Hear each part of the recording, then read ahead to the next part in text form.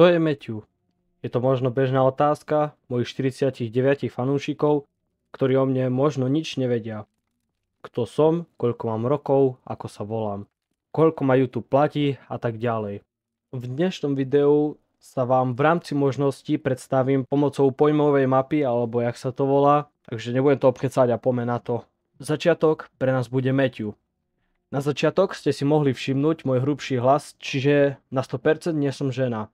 Takisto podľa hlasu môžete usúdiť, že mám viac ako 10 rokov a uisťujem vás, že nemám ani 20 ani viac.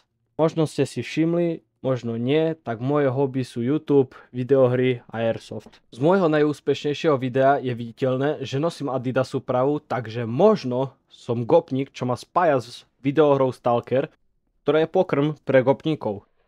PS tiež bolo viditeľné, že som maskovaný, ale to o tom potom. Čo ešte? V Q&A aj moje nekontrolovateľné nárečie vám môže odhaliť, že som z východného Slovenska.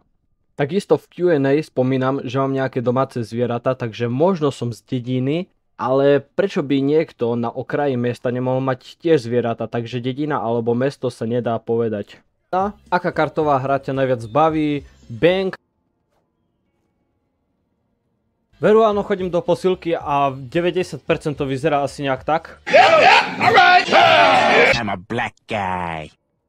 OK, dve muchy jednou ranou, identifikujem sa ako srbský pravoslavný kňaz s ľahkým guľometom. Možno sa pýtate, prečo vám nič nechcem povedať o sebe otvorene.